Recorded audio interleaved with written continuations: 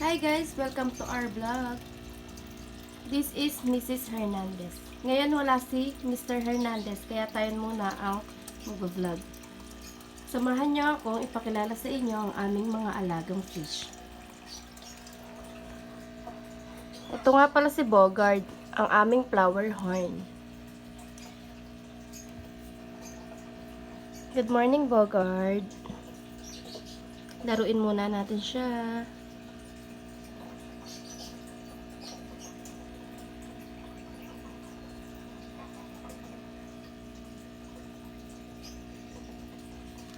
At ito naman ang aming mga gapi na bagong kapapanganak lang. Kapapanganak lang yan kagabi guys. Ang dami niya. Ayun yung mami.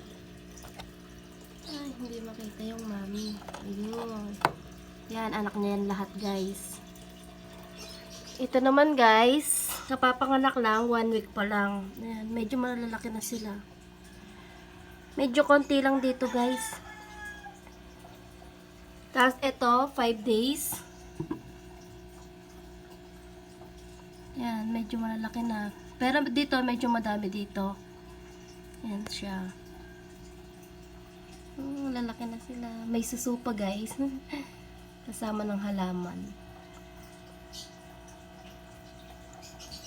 Then, pakita natin yung one pair ng ating betta fish.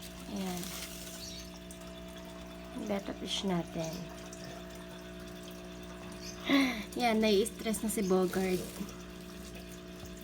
Ito si Bogard, ang aming male betta fish. Then, ito naman yung partner niya, si Sunshine. Ang aming female betta fish.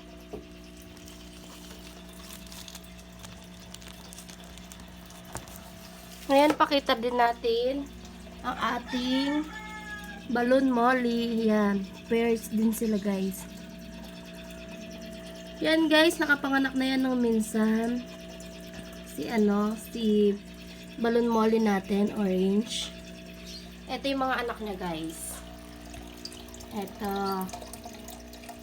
Yan na yung mga anak niya guys. Halos 1 month na yan. Kaya medyo malalaki na. Diba? Nakapagpabuhay na kami ng anak ng molly. Ang kulay niyan is, dahil yung parents niya is orange and black. So, sila, ayan, mix sila. Orange and black ang kulay nila. Pakita din natin ang mga guppies natin. Guppies, yan. Diyan sila nag-breed.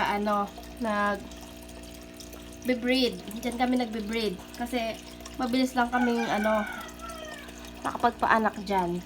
Sama-sama lang sila. Once na may buntis, kagaya nito guys. Buntis yan kasi malaki yung tiyan. Pagkatapos nun guys, kapag malaki-malaki na yung tiyan, doon namin sina-separate na maging ganito.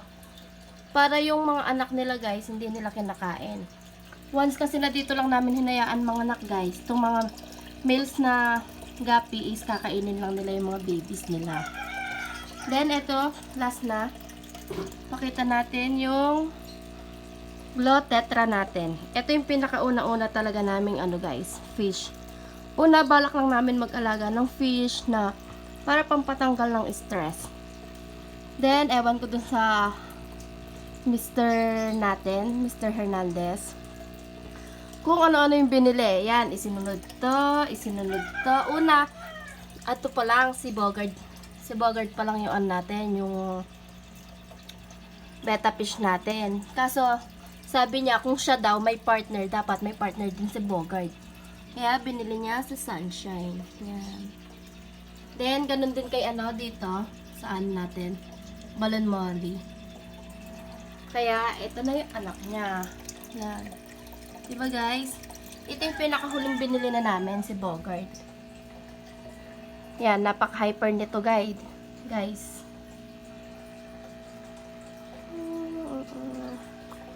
Yun lang guys. Please support our YouTube channel. Thank you for watching. Bye!